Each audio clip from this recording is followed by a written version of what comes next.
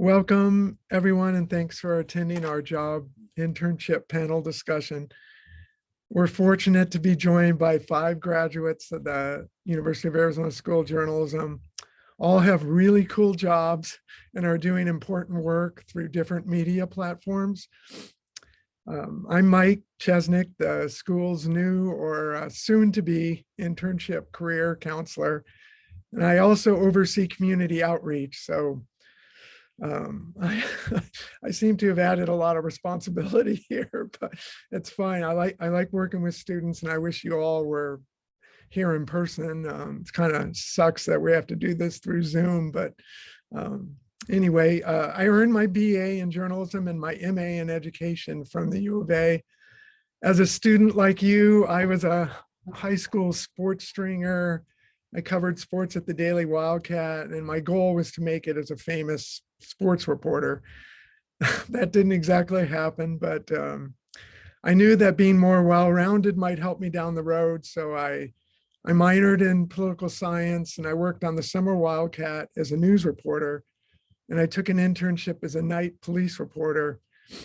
Later, I worked on the news desk at the old Tucson Citizen, and that helped me land a job at USA Today as a graphics reporter and as a page designer. I finished my journalism career as an assistant city editor and sports editor at the Citizen. And then when Gannett shut us down back in 2009, I latched on, thankfully, as a copy editor at the Arizona Daily Star. All right, well, let's meet the panelists. Please introduce yourself, what you do in your current job. That's number one. And then briefly describe your college experience. I know most of you worked on the Wildcat or UATV, and you also had a lot of internships. And then thirdly, how you were able to land your first job out of school. So why don't we start with Jordan Williams? Yeah, so I would say good evening because it's evening here in That's right. DC, but good afternoon, everybody. So my name is Jordan Williams. Right now, I am a breaking news reporter for The Hill here in Washington, DC. I actually just started that job back in October.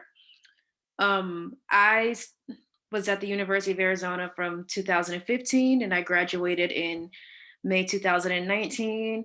While I was there, I spent a year, maybe a little less than a year, as a news desk reporter for the Daily Wildcat. And then after that, that was my junior year. And then the first half of my senior year, I was an apprentice at the Arizona Daily Star covering courts. And then in the second half of that, I was the 2000 spring 2019 Bowles Fellow. So I was in Phoenix covering the Arizona State Legislature, which was fun. And in 2018, between junior and senior year, I was an intern for a publication called The Cancer Letter, and I had gotten that internship when I was spending time at the Washington Media Institute, where I was learning basically DC journalism, video, how the heck the city works, despite me actually having a bit of history growing up in the area. So yeah, I graduated in May 2019. In August 2019, I began working for a publication called, well, really it's more of a company called FDA News, which covers, they had several publications that cover different areas of the FDA. And mine I specifically worked for Drug Industry Daily, which specifically covered the pharmaceutical industry. And I did that. I started that in August of 2019, and I finished there at the end of September 30th of last year when when I got my current job. And October 6th was when I started at The Hill, and now I cover pretty much literally everything: politics, policy, and Congress. Wow. So like today, for example, I covered a House committee's vote on Washington, D.C. statehood, for instance. Oh. And it was funny because when I started at The Hill, it was right in the middle of the 2020 election. So there was no shortage of stuff to do. Oh, wow. Yeah, So yeah, so that's a little bit about me. very cool. Saul Bookman. Hi, yeah. So I'm a little bit of an unusual student. Obviously, I was older when I got to school. So I got there in 2015, finished my bachelor's and my master's in journalism. Worked at the Daily Wildcat for most of my time. Started off at Camp Radio for the first year, then did the Daily Wildcat. I was the sports editor for most of my time, and then the engagement editor. So was able to dabble a little bit in some different technologies and social media stuff. That led to my current position. I'm the digital content manager at what used to be called Fox Sports Arizona, which is probably what most of you know it as. It is now called Bally Sports Arizona. And so everything you see on social and digital, basically either I created or it runs through me. So I also do some podcasting on the side as well. Suns related podcasts with the solar panel. My time as an intern was brief. I did a stint at Baja magazine, which was kind of short lived, but it was a pretty good food magazine. And then I also did some freelance work for the Daily Star before getting this position. And the way I got this position, honestly, somebody followed me on Twitter, and when I applied, they recognized my name. They wanted to have a conversation about U of A basketball. One thing led to another, and then I got to the job. So I will say it was part luck and part circumstance. So yeah. That's very cool. Thank you. Nicole Santa Cruz. Hello. Let's see. So during school, I worked for the Daily Wildcat. I was heavily involved there. I was editor-in-chief for a year, and then I did the Don Bowles Fellowship. And then I also was an apprentice at the Arizona Daily Star. And then I did multiple internships after school. So I did an internship at the Oregonian in Portland, and at the Bulletin in Bend, Oregon. And I did the New York Times Student Journalism Institute. I was a NAHJ founding member and president at U of A. And then I ended up at the LA Times through an internship. And then I was in MetPro, their kind of fellowship for minority journalists. And I stayed at the LA Times for almost 12 years, and I'm about to start a new job at ProPublica, writing about underserved communities there. At the new ProPublica is going to open up a new office in Phoenix, so back in Arizona, and yeah, happy to be here with you all today. Congrats on that, Nicole. Thanks. That's excellent. Thank you. Yeah. Okay, Mike Christy. There we go. Yeah, hello, I'm Mike Christy. I'm the coordinator of photography at the Arizona Athletics Department. So I'm a 2011 journalism graduate. But I've always been kind of put myself in the niche of visual journalism, photography, excuse me, because I was rejected by the School of Art. So rejection started early in college. But fortunately, the Arizona Daily Wildcat kind of introduced me to what photojournalism was, that sports photography was a thing. And my career kind of went from there. I was at the Daily Wildcat as a photographer and photo editor for 3 years or so. And my senior year, my junior year, I had an apprenticeship with the Arizona Daily Star on their photo desk, which kind of initially got my foot in the door with their photo staff and Rick Wiley, the photo editor. When I left, graduated from college, I had a paid internship for 6 months at the Colorado Springs Gazette, being basically a full-time photographer on a real small staff there. Yeah, but that was really great. And I came back to Tucson after it ended, and worked at Starbucks for a while, kept in touch with the Daily Star, who, they were familiar with me from my apprenticeship, knew I was reliable and could kind of handle myself on my own, and they would try to get me freelance work. Did a lot of high school sports on Friday nights, and it was just kind of a blessing of opportunity that they had someone on the photo staff retire or took a different job, and as soon as I heard about it, I was kind of like on the phone with Rick trying to get my foot in the door. And I was there for about 7 years as a staff photojournalist before going to the dark side of Arizona athletics about 2 years ago. So I'm coming up on 2 years here. Nice. Thanks, Mike. Jasmine Demers. Hi, everyone. Yeah, I'm Jasmine, and I'm currently the digital editor at the Arizona Daily Star. I got my master's in journalism from the U of A. So before that, I got my bachelor's from Cal State San Marcos in communication. And then I'm from Tucson, so I moved back home, and I really wanted to continue pursuing journalism. So I decided to apply for the master's program. And then I started to get involved in the Wildcat, I think it was spring of 2018. And I just started doing some news reporting at the Wildcat, which was great experience. And then I applied to be EIC that year, and I got it. So I was EIC from 2018 to 2019. And it was an incredible experience. I can't talk enough about the Wildcat and how integral it's been in my career in general. So I graduated with my master's in May of 2019. And then that semester also, while doing the Wildcat and while doing like my master's project, I also was apprenticing at the Star at the time for that semester. So my connection at the Star and being able to work with like reporters and editors at the Star that semester, that's really what gave me my opportunity to start working at the Star. So I started there June of 2019, and I started as a science reporter.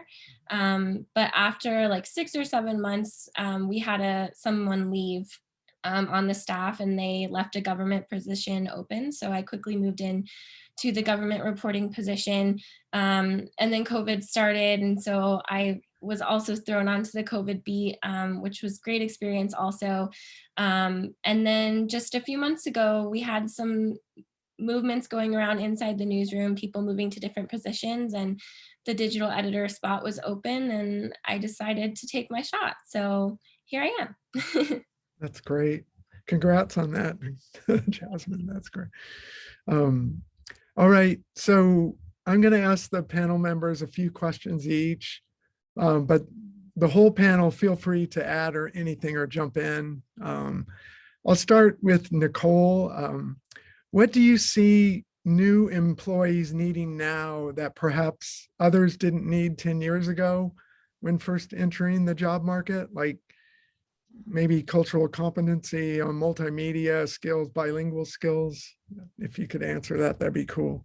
I mean, I think bilingual skills are super important, and a skill that I wish I was better at. My Spanish is mediocre at best, but I think also like social media skills. I think that if you're entering the job market, you really need to make sure to look at your social media, scrub it, like delete tweets, do whatever you need to do, because employers are going to be looking at your social media.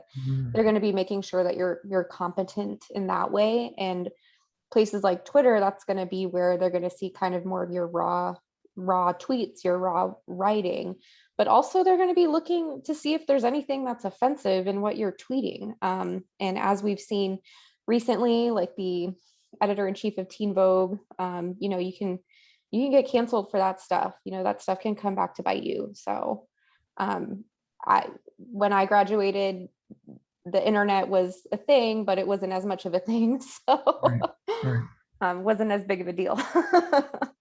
Gotcha. Anyone else like to chime in off the panel on that? Yeah, actually, just to back up what Nicole said, I actually ran an exercise the other day on several media members and just typed in keywords.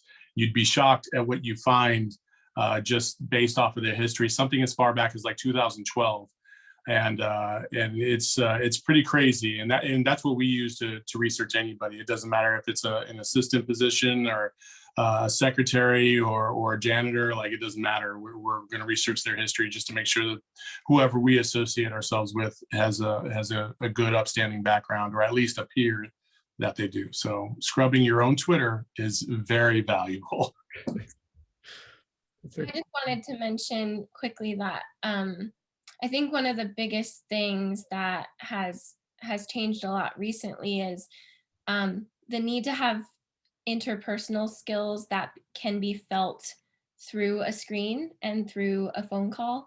I think that's not necessarily something that journalists had to deal with a couple of years ago, because we were doing a lot of reporting in person.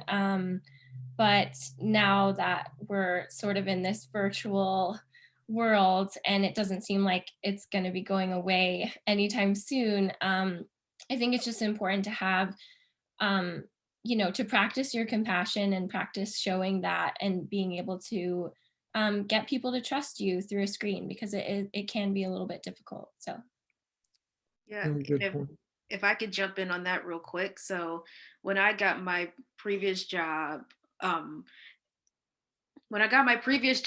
was actually going to the place and interviewing and taking the test and, having to go back in for a second interview.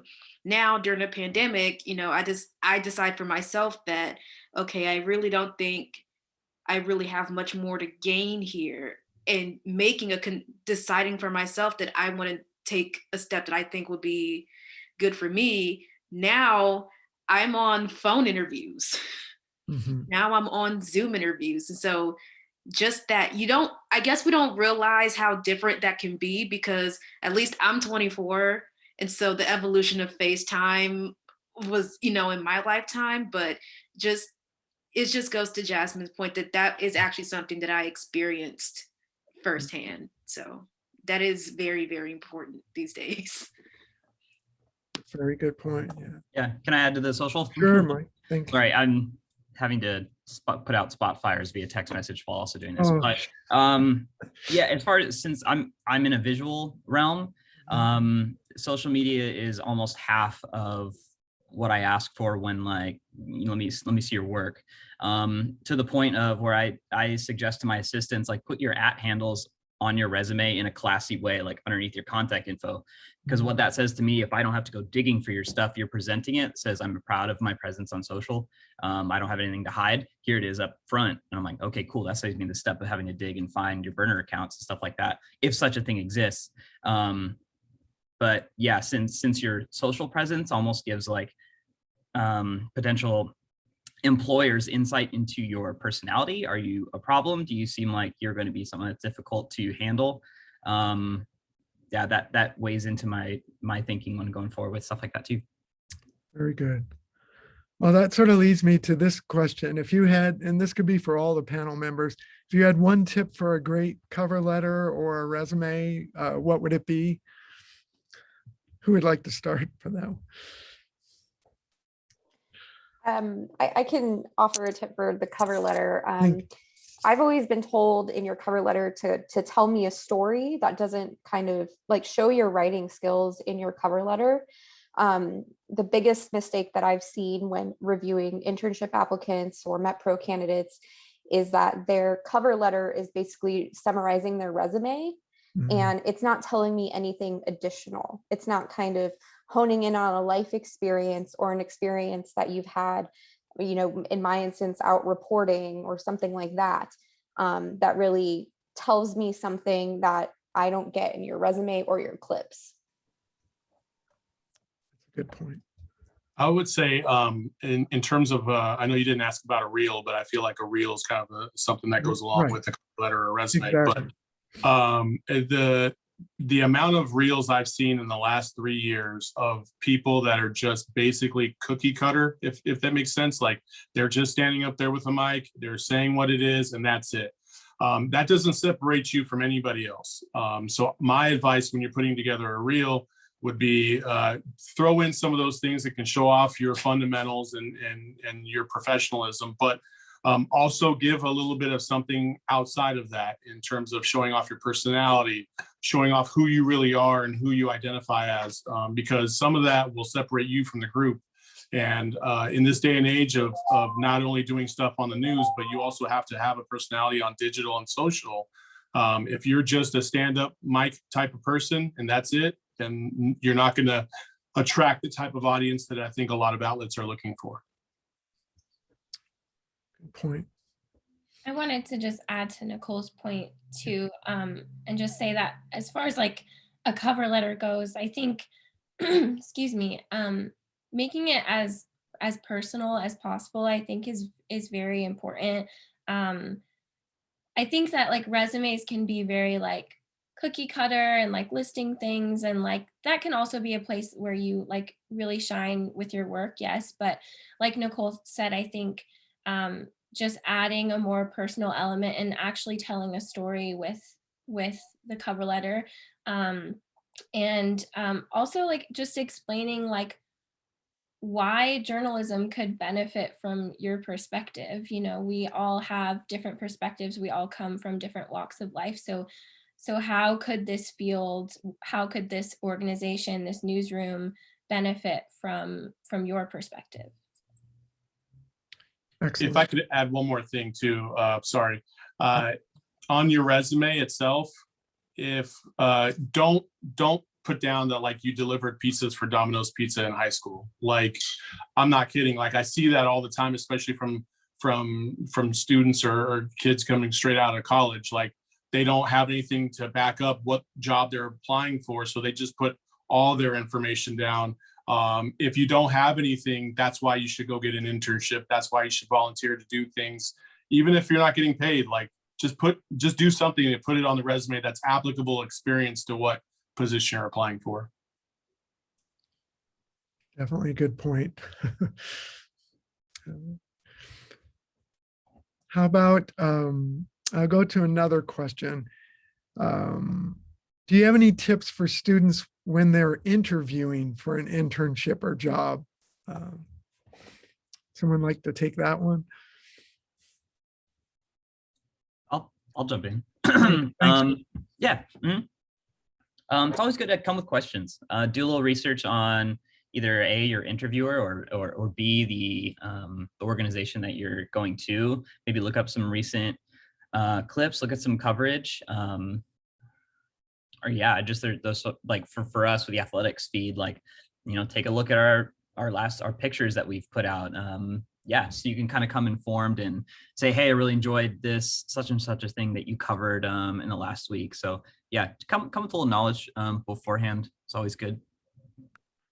Nice. I would also say dress for the job that you want. I know it's over Zoom, so we get a little lax. But even today, I actually interviewed for a different position within our company, and I put on a suit and tie because why not? It's only from the shoulders down, so it doesn't matter. Good point. I would also say come with ideas too, as well as doing like your knowledge, like or your like research on the organization, like Mike said, but also bringing new ideas, because I think they really want to understand that. So you know, look at your job description, look at what you're applying for, and then come with some story ideas or project ideas or video ideas or whatever job you're applying for, and sort of flesh those out before you're heading in there. Nice. I wanted to add I recently went through this insane interview process at ProPublica. It was crazy. It was like 7 interviews. And I actually did mock interviews with friends of mine who are journalists. So it sounds so corny, but like we got on the phone and we did practice interviews, and it really helped me kind of nail down my answers. But not only nail down my answers, but actually give concrete answers with examples of maybe how I have done this in my career in the past. So like, you know, do you have any experience with databases? Yes, I have experience with databases. In this case, I did such and such and such and such. So it's not it's not just okay to kind of say, yeah, I've done this, but really being able to draw upon your experiences and say, this is how I have done this, and be able to tell people more about like how stories came to light, etc. Wow, that's a great idea.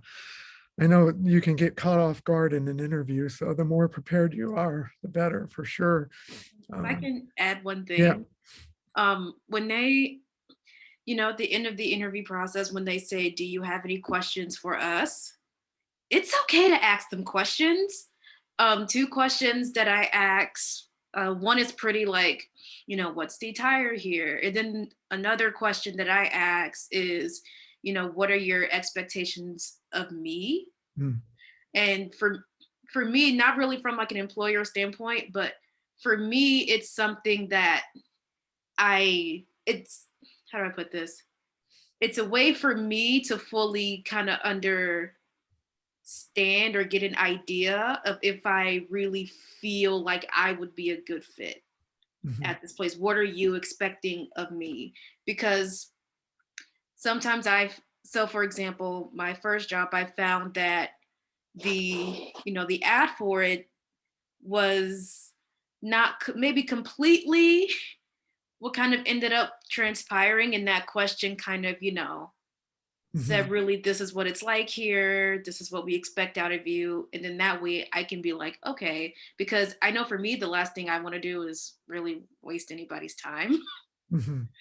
So I feel like that, what are your expectations of me? That's an okay question to ask if you're just like, yeah, that's just a question I ask, and I find that it helps me. Piggybacking on Jordan, one question that I found that has been pretty useful is kind of like, if you're talking to a high up manager or like like the editor or managing editor, asking them kind of how they define success in their newsroom.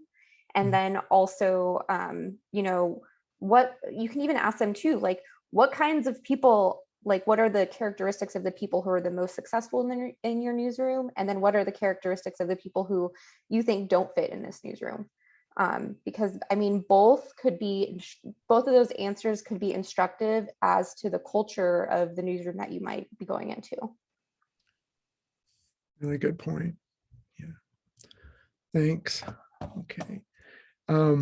I know, speaking of COVID, it's disrupted internships and freelance opportunities. I'll just give this to the rest of the panel, all the panel. Do you have any tips on where students could be looking for internships or freelance opportunities to build up their portfolios? Maybe even non-traditional places?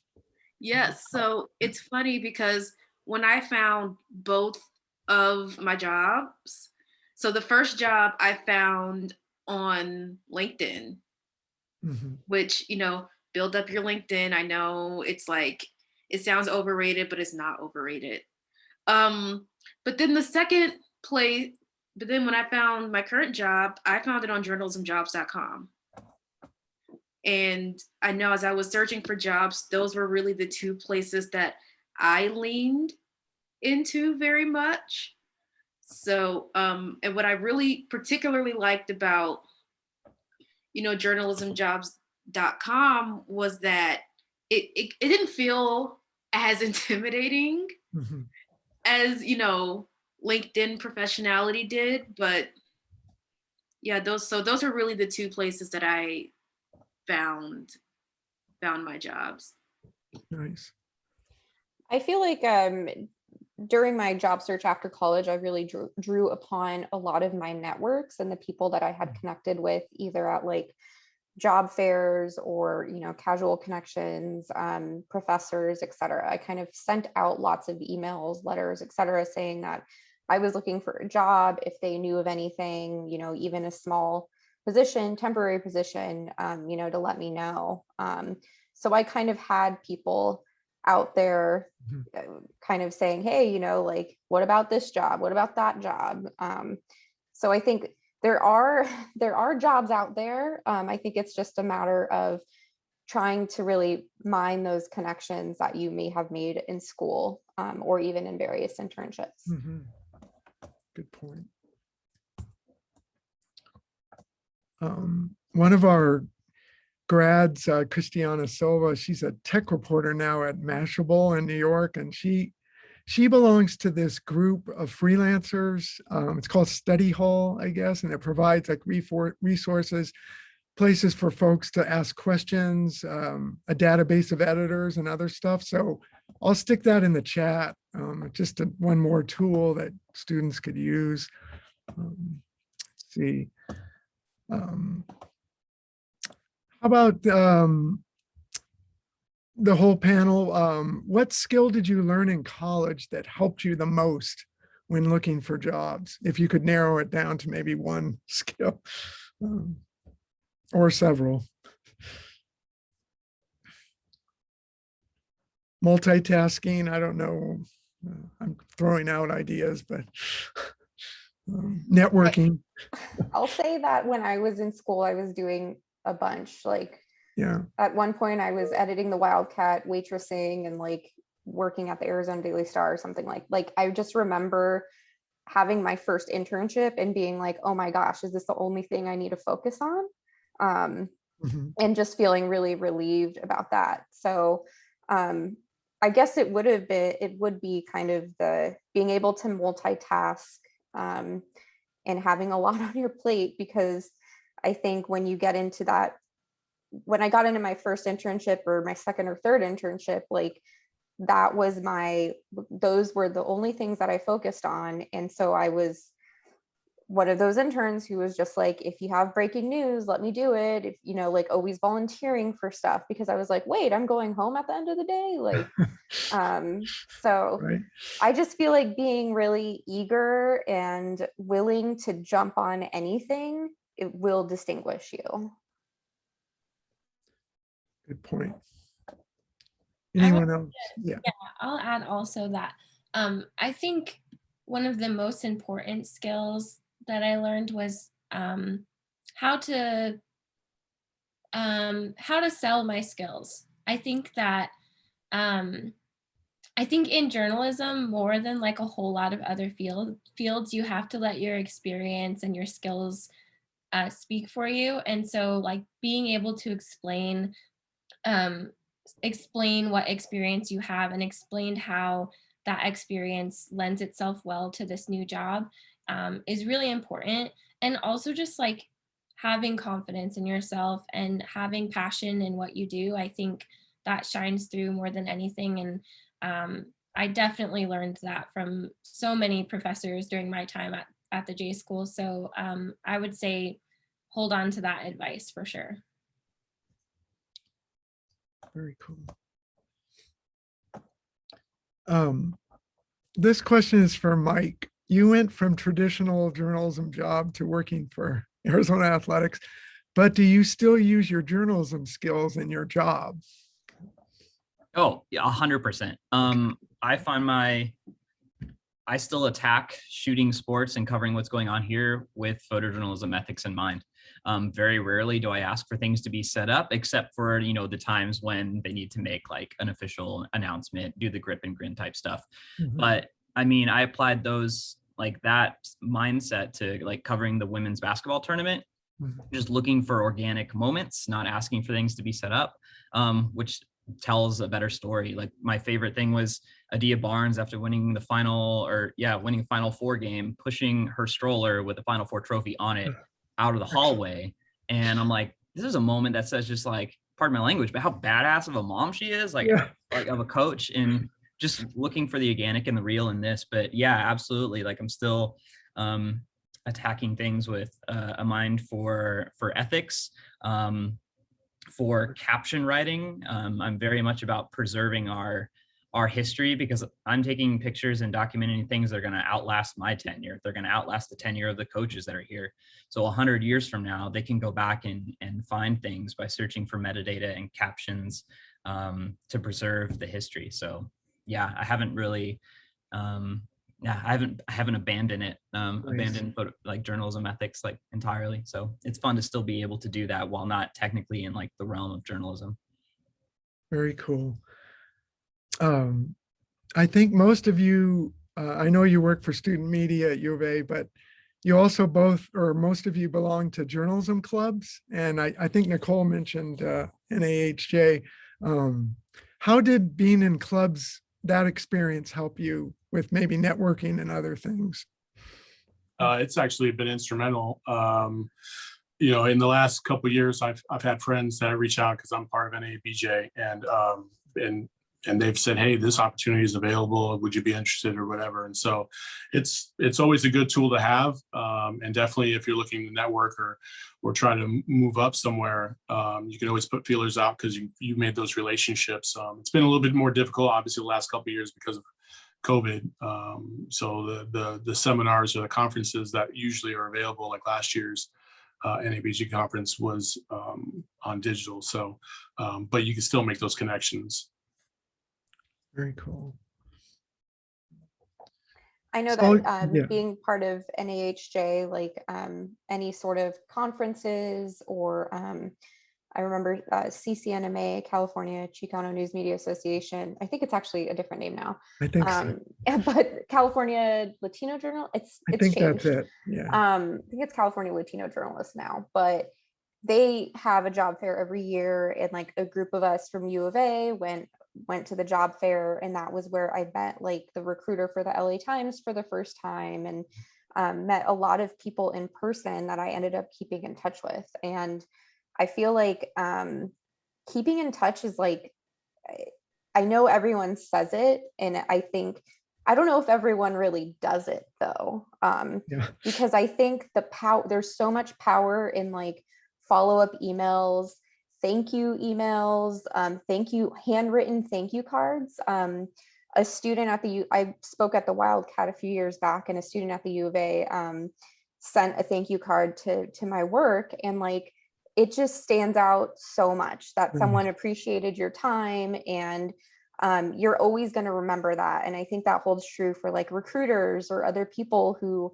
editors, etc. Like, keep in touch with them, even if you're bothering them. It's like, whatever, they can delete your email. Like, best case scenario, it lands in a job. Worst case, it doesn't. Like, it's a few minutes. So Good yeah. point.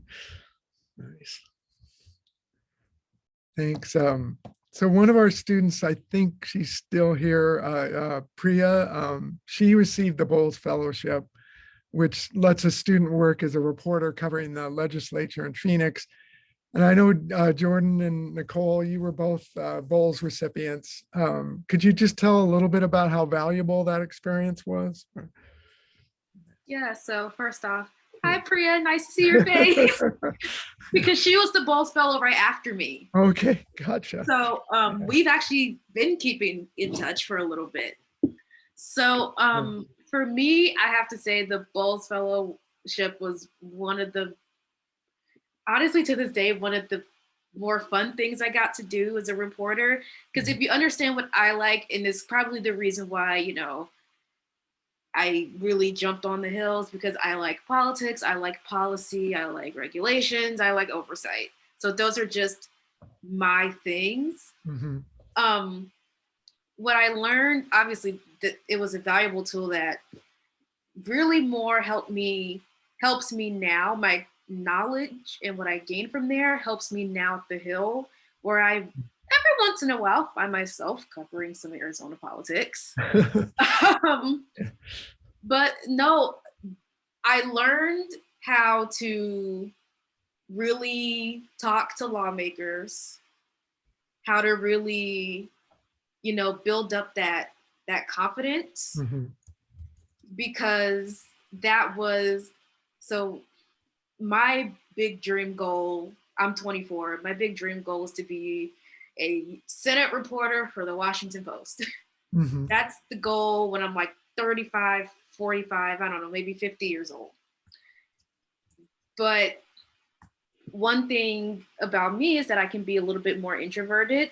And so going to that fellowship, learning how to interact with lawmakers, seeing in person how these processes play out. I remember when, and then realizing the impact of decisions that these was it 3129, was these 30, Mhm.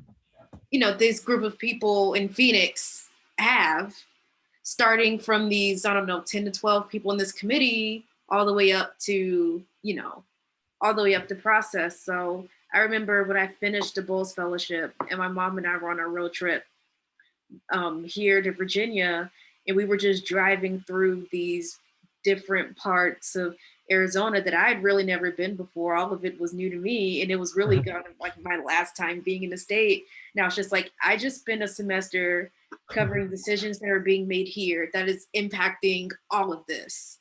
Right. And you don't really realize that. So that was really learning how to talk and interact with lawmakers was the big thing for me. Mhm. And then even then, like when I have to cover Arizona politics, I can be like, yeah, so it's not something I bring up often, but I do kind of hone in my Arizona connection Cool. Very cool. when I get to. So. Yeah. Nicole, I know you got to cover a lot of things too in that.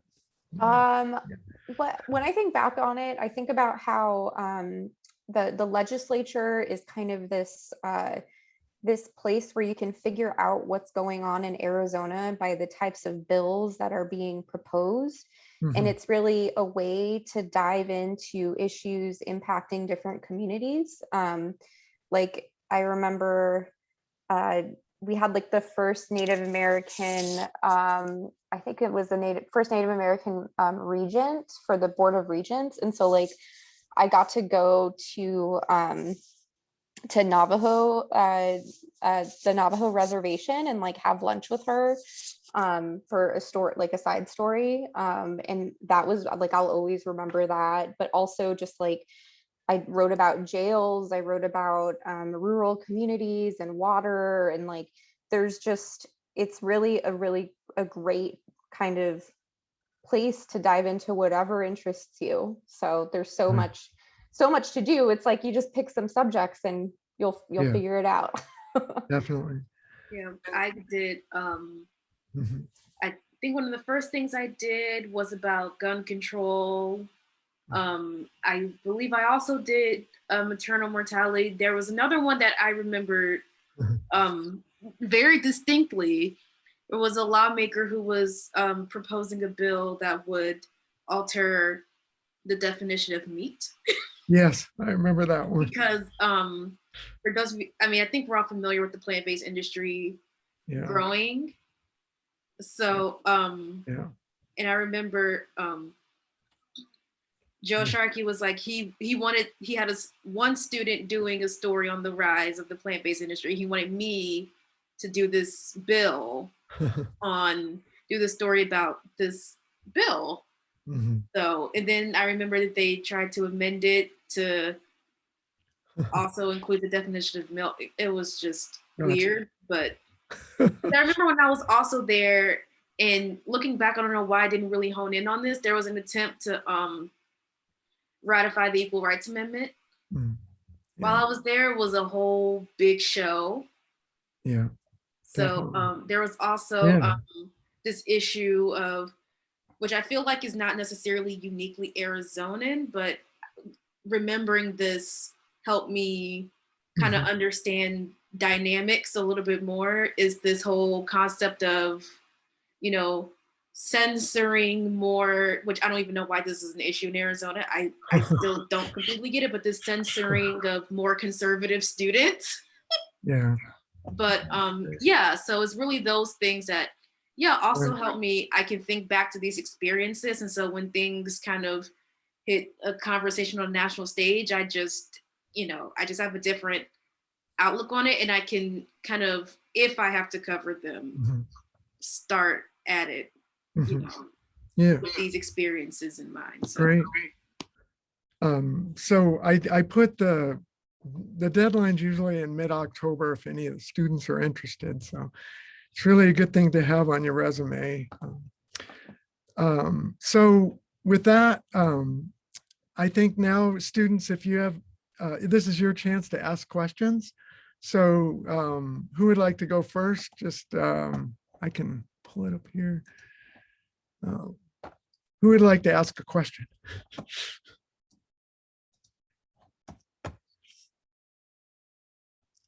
I don't want to call on anybody, but here's your chance to, I'll ask a question.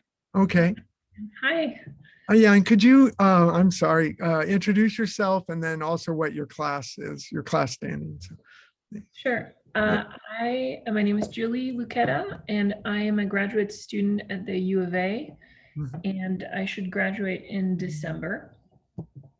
And so I'm looking for internships right now. And one of the things, I've done a lot of theory in classes, and now I'm like, okay, I have to actually put myself out there.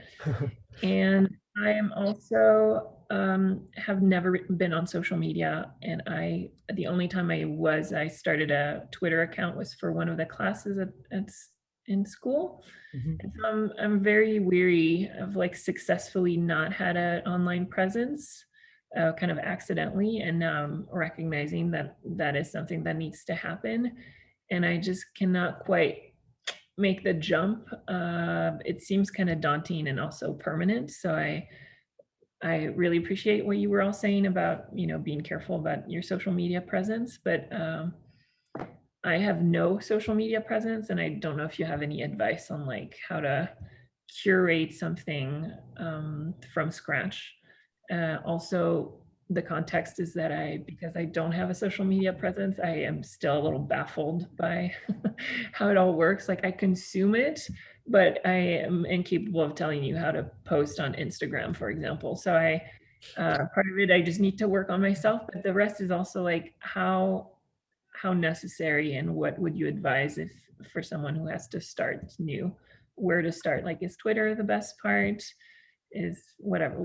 What is your focus in journalism? Are you a photographer? Do you want to be a reporter? Like, what do you want to do? I would like to be a reporter, and I'm pretty interested in audio reporting, so radio reporting. My suggestion would be Twitter. In terms of Twitter's the best way to be able to speak about up to the minute things, right? So you want to showcase the fact that you're a subject matter expert, quote unquote. That's the best forum to be able to do that. And then after that, there's also plenty of other places like on Facebook and such that you can get involved with. But I would say Twitter, because people will see you on Twitter. If you are engaged in a conversation and you make good points, they will follow you. And so that's probably the best way to kind of, in terms of news, that's the first place that most people go to find out what so-and-so said about whatever event, or information as it's happening, because, people are live tweeting events and stuff like that. So I would say Twitter is probably your best bet starting off, and then you can dabble into the other social media platforms as well. Okay, thank you. And also, I think if you start a Twitter, you could even start by just kind of tweeting out like work that you admire. So like maybe you listened to a podcast last week and you think it makes some great points about such and such, and you can kind of tweet that out as like a recommendation, or even tweet out any work that you end up doing. I'm not sure how effective this is anymore, but starting your own kind of Facebook page that people can like, where you can go and then like professional Facebook page, and you post your work, you post what you're about, etc., as kind of a landing page that is separate from your personal Facebook profile. That could be a thing to do as well. And then I think we sometimes forget about, I think maybe in the future, like if you have a great idea for like a newsletter, like an audio newsletter, and you're curating audio from around the web, like great audio that you're really into, you come up with a theme and you send it out every 2 weeks or even every month. Julie's podcast recommendations or something like that, like, in the absence of actual like podcasts or audio work that you've done, that could also be something to show to a potential employer, showing that you know how to curate an audience, you can curate a newsletter. It's something that's becoming really important for newsrooms in recent years. The other thing I will say too, on Twitter now they have audio spaces. So depending on who you follow, they might just be, it's kind of it's kind of like Clubhouse, except it's not. And so one of the things you could do is, I did this 2 weeks ago. I just kind of clicked on somebody who was doing an audio space at the moment, and I just kind of engaged in the conversation. I didn't even say anything really, but people started following me because I was listening to them. They saw my bio, and then they were like, "Oh, we have a lot in common," so they just started following me. So that's kind of a quick way. Nice. Oops, shoot. We lost him. Cool. Oh, Sorry. Yeah, it's Can you okay. hear me now? Sorry. That's kind of a quick way to kind of build your audience as well.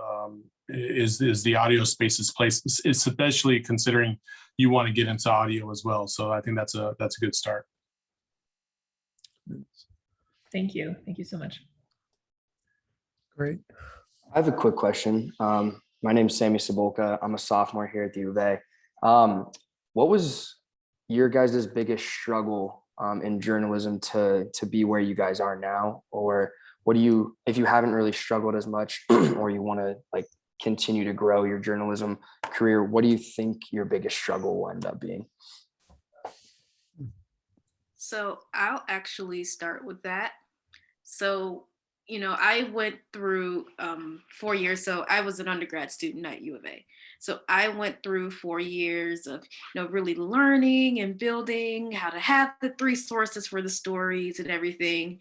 And then I get into these 2 jobs, and they're more like, we call it aggregating, where you're really, citing other sources, maybe reaching out for comment. But one thing at the Hill that they're really open to the, entry-level breaking news reporters like myself doing, which is actually a skill that you have to have if you want to move up in the company, as I've recently learned being in the running for a promotion, is that you kind of have to have that old school journalism and learn how to apply it to their audiences. So that's something that I'm really, looking to dust the wheels back off of. And I have done it a couple of times. I did it, favorite time at this job was when I covered the Arizona Republican Party in the run up to them censoring Cindy McCain and Jeff Flake and Doug Ducey. And I basically kind of wrote a whole story talking about, well, why is the Arizona legislature even censoring Cindy McCain? And, could the Republicans even have something to learn from the wife of the senator who, was the most popular person in the state for very long time. So really dusting those, like, never be afraid of the old school tricks. Because I didn't realize until I kind of found myself in a position where I wasn't using them quite often, how valuable they are and how much, I missed them. So that's really one place that I'm looking to grow, is really those skills that I kind of feel like I was building them in school. Then they got cut off when I took these jobs. And so now I'm making active effort to, get back into that side. And honestly, that old school journalism, as much work as it is actually easier than aggregating others people. And that's also something that I myself learned the hard way. So, yeah. I'll answer that question as well. So I think for me, when I was in grad school, I did the Wildcat, but I didn't have a whole lot of other like internship experience like many of my my peers did. I don't know that it really came down to time. I mean, I was working full time. I was going to school full time. I was the editor of the Wildcat. Like it just wasn't something that was plausible. And so like I felt going into like job season when I was about to graduate, like I needed to apply for all of these jobs, and I was applying for internships and fellowships. And I felt like I didn't have as much experience as a lot of other people did. And So like, for example, I applied for like the Pulliam Fellowship and I didn't get it. And I felt so defeated. I felt so defeated by that. And I was just really sad about it because I was like, man, I really feel like I should have done more internships. But luckily, I made such incredible connections and networked so hard at the Star, and also used my work at the Wildcat, even though it wasn't considered an official internship, I used that work to show them what I could do in that position at the Star. And that's ultimately why I got the job. And I would also say that even now, as a professional, I'm still struggling. You know, I'm 2 years into my job at the Star, but like, you always, at least for me, you always want to progress, and you always want to grow, and you always want to maybe find something better someday. And like, the Star is amazing, don't get me wrong, but we always want to like look for opportunities elsewhere. I mean, if you look at Nicole, she just moved she's moving to a new position. Jordan just moved to a new position. Saul just interviewed for a new position. You know, it's always, you're always progressing and you're always trying to get better. So I think that's always going to be a challenge, and you have to sort of grind in order to continuously grow and just like progress as a journalist and a professional. I guess this is more of like a emotional, philosophical, like about being a journalist, I think, in today's world. But I guess, when I was coming out of school, I kind of thought, once I get that job, or once I get this, once I get that, I'm going to know journalism. I'm totally going to get it. I'm totally going to feel like I understand. And I think that there is never going to be a day where like, you're going to feel completely like you're the best journalist in the world, or you're on top of it, or it. And I think that's also part of the beauty of journalism, is that you're always learning, you're like interviewing new people, you're always learning different things. And I think kind of that tension there, like, I remember talking to one of like the more high profile writers at the LA Times, talking to him about, I was struggling to write this story, and like, oh God, like I just wish I was him, because like, if I was just him, like I would just know how to write this story. I would know how to do it.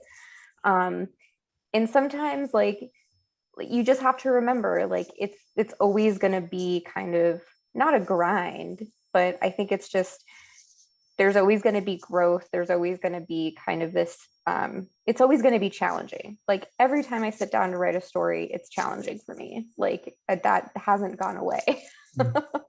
So I think it's just realizing that and being able to kind of absorb that and say, hey, you know what, it's okay if it's a challenge, but coming up with ways to, verbally vomit your first draft or whatever. So. Yeah, just to piggyback off of that, maybe the other side of that coin too is imposter syndrome is a real thing. I experience it all the time. I don't think I'll ever not experience it. I think just know, and hopefully helpful, just like speak some truth into like, you deserve to be where you're at, and you deserve a shot at trying to attain something you think you're not qualified for. Because the worst thing you can be told is no, and the best thing you can do is have somebody see your name and see your work. I frequently tell my assistants to apply when there's like team photographer jobs for like MLB or NBA. I'm like, the worst that's happening is that employers and like hiring personnel at professional level jobs are seeing your name and associating with your work. And yeah, imposter syndrome, feeling like I'm going to be found out as not knowing how to do a thing, or not being as good as maybe I sold myself to be. Like, that's a real thing, and I battle that every day, and you'll likely encounter that. So just like, yeah, just wanted to acknowledge that, and don't feel like that is unique to you. That is just like wide gamut across the board. I just want to say about that, like, I think like when I was doing my interviews for ProPublica, like I literally wrote on a post-it note, like, you can do this, you're amazing. Like I literally had to do that. I had to text friends to say to like, I said, hey, will you text me at 2 p.m. and just tell me that I'm awesome? Like, because it can get to you, you know, that self-confidence issue. Like I've been a journalist for years. Like I should be where I'm at, but like I think it's there's little things that you can do. Like if you need to write a little note of encouragement to yourself on a post-it note, go ahead and do it. It'll help. Yeah, and I'll say, you know, as a 24-year-old Black female journalist who's very early in her career, I deal with imposter syndrome like not 24/7, 25/8. But what I found helps me out with that is realizing that, you know, I did work hard to get here. Mhm. But it's not, I deal with it quite a bit, especially working at a place like The Hill where your work is under like constant criticism every day. I mean, you're in the Washington, D.C. journalistic cycle. It could be a little bit of hell out here. But, you know, another thing that I was thinking about was even in the space where you are, like you can't be afraid of growth. Even where, because growth is not always moving from this place in the trade press where I was to now being on a national publication, right? It's not, you know, necessarily moving from working to the Wildcat to being at the Arizona Daily Star. It's even where you, in the space that you're in, you have to, you know, grow and learn as well. And yeah, to the point of an imposter syndrome, that's something I deal with day in and day out. So you're not the only one dealing with that. So Nobody can do what you do.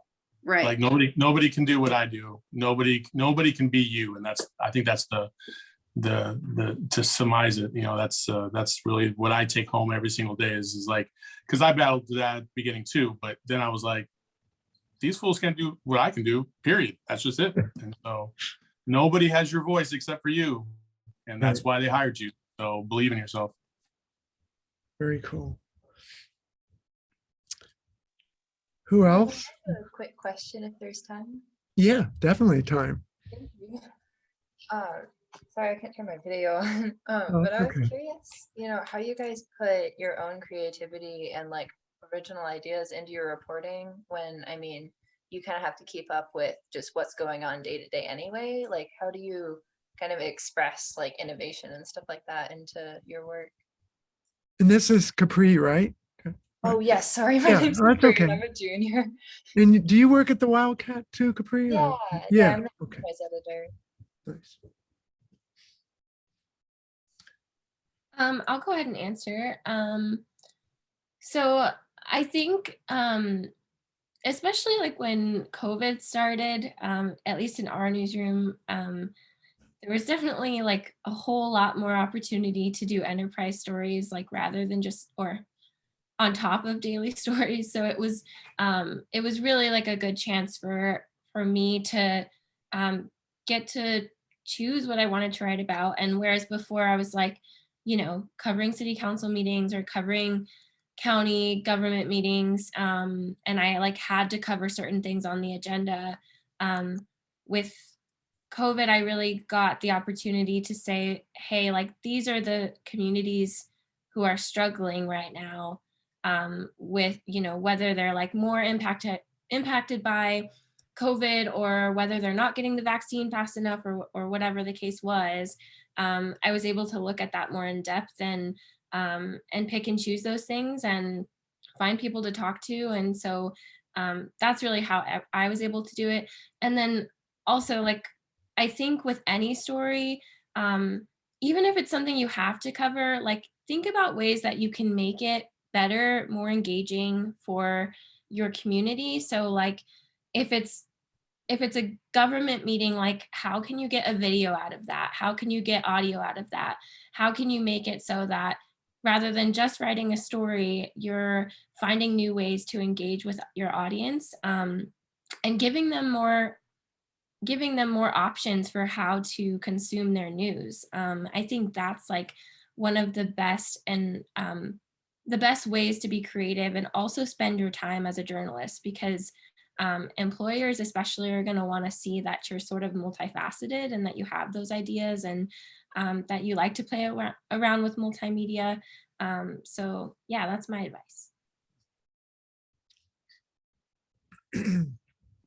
So as a breaking news reporter, particularly my job, most of it is really going out and scouring and seeing what's out there, or also maybe getting pitches from other editors and things like that. And I find that the best way that I express kind of my creativity and my interest is to kind of find those stories and, pitch them myself, because it gives me kind of an opportunity to tailor kind of, if I have to be this breaking news reporter that like 70 or 80% of the time is, aggregating stories, which most times I can pretty much, kind of reach out to people myself and get things and find other perspectives. That's another way that I can, really show my creativity. But it's really kind of in those stories that I find and that I think about that I really express my creativity. So I think one of the early stories that I had found that I said, oh, can I do this, was about, it was the manufacturers of Purdue getting in trouble with, I think, the antitrust division of the DOJ. And I don't know, to me, it just stood out. It's, regulation. It's the industry getting in trouble with, the feds. I mean, when is that not fascinating, especially if it's, So that's kind of really how I express my creativity, is really kind of making that concerted effort to show what I'm willing and interested to cover and learn. Even if I find that I may have been a little too much off, I'm not really afraid to kind of like bear through it, particularly if it fascinates me. So. Just piggybacking off of that, try to work on things that you're passionate about and interested in. You might be covering something that isn't maybe your first choice, but try to cover some things or pitch some things that you really care about, because that's where your creativity will shine through. And then I found in kind of more recent years, having hobbies outside of journalism has helped me become a better journalist. I actually got certified as a Pilates teacher a few years back, and I do Pilates in my spare time when I have it. And I just found that it was really great to have something else that occupied my time and something else that I really cared about. And it helped me be more balanced while I was at work. So maybe, I don't know if that's the best for like right out of school, but I think just making sure that you don't lose sight of other things that you're about. We're more than just journalists too. So. Okay. Any more questions from students?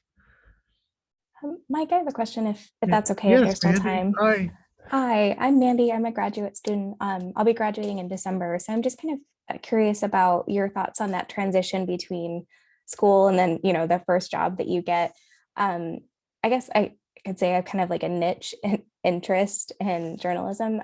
Would you recommend like going more for what I'm interested in? Just kind of, should we just look for any sort of entry-level position anywhere and then just work toward that throughout our career? What are your thoughts on kind of that path, I guess? What do you want to do, Mandy?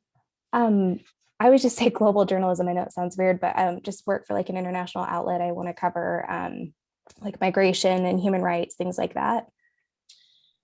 Yeah, I would say that you're right, that's a very like niche beat. And I think in most cases, you're probably gonna need to like get your foot in the door before you're able to cover a beat like that.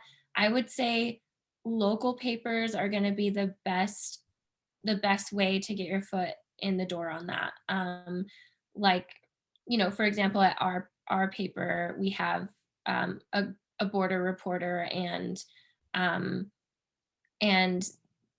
their beat often like crosses over into other beats too. So there's a lot of collaboration happening there. So yeah, I don't want to say settle, because I don't think you should ever settle, but like I think it's best to like get your foot in the door, try and get like a breaking news or like cops reporting position or something like that. I mean, really anything. And then I would say if your newsroom is a good newsroom, they'll give you the opportunity to start delving into the things that you're really passionate about. And that's why making connections in that newsroom is also really important. So. Yes. I would also reach out to some of the people who you admire, who cover what you want to cover, and ask them how they got to where they are. I think people are much more, I mean, even with Zoom too, people are much more open to like, hey, let's have a Zoom cup of coffee. And you can talk to people in different states, different countries as well.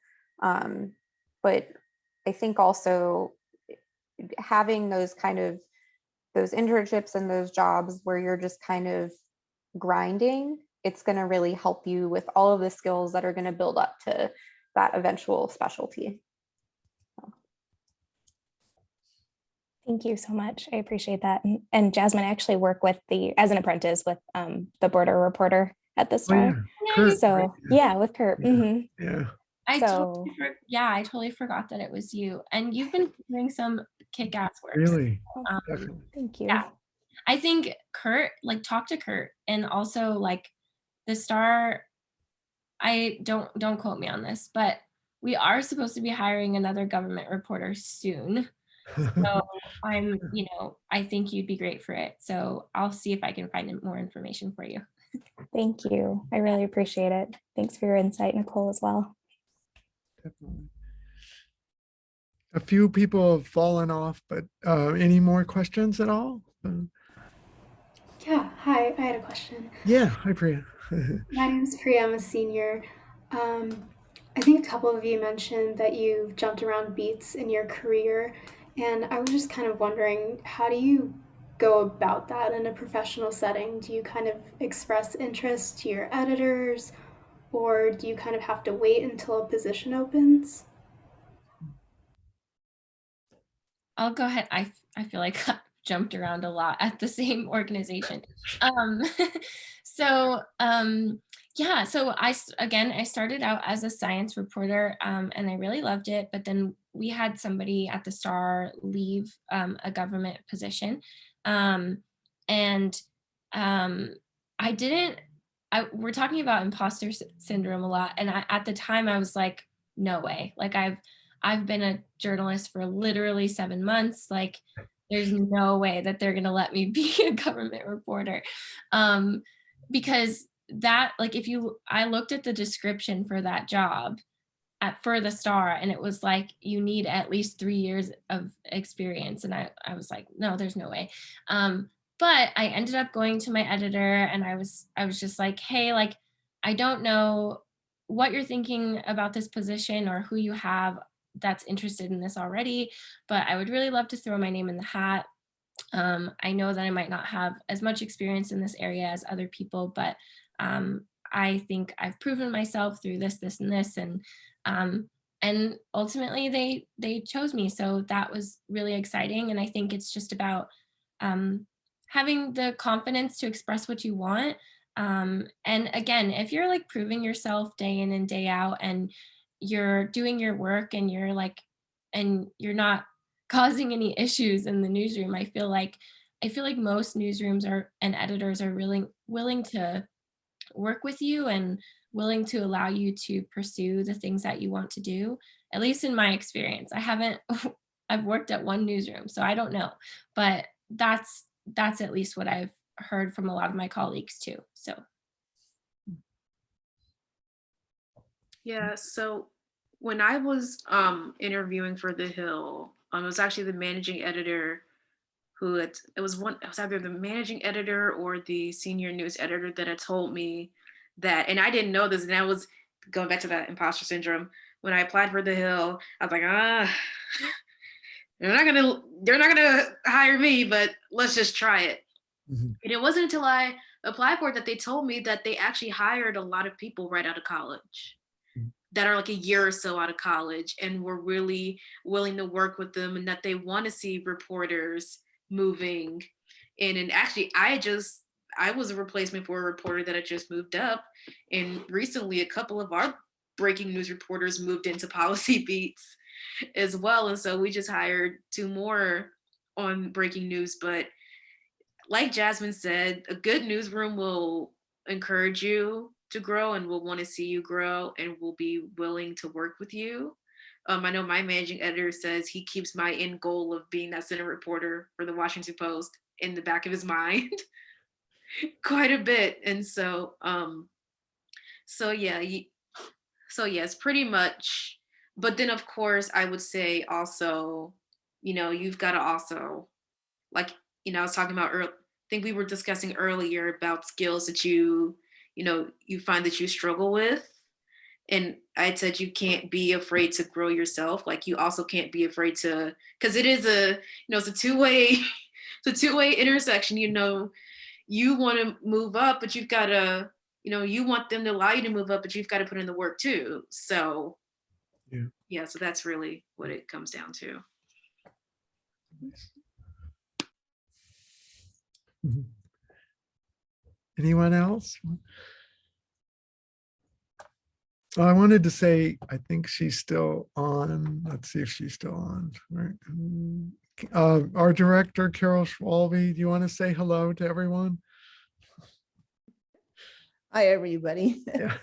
And, hey, thanks to Yeah. Jordan and Mike and Nicole and Jasmine and Saul who left, but that was a great panel. I learned some things too. So it's far different what you're having to do now when you apply for a job compared with what it was when I was starting out. But I think those were great tips, and thank you for spending the time with us and inspiring the students with your stories. So we really appreciate your coming, and thanks to all the students too for taking part in this. I'm sure that you all picked up some good tips, even if it's just, 1 or 2 that could make a big difference. So anyway, good luck to everybody in your job quest or internships, and you're in good hands with Mike now.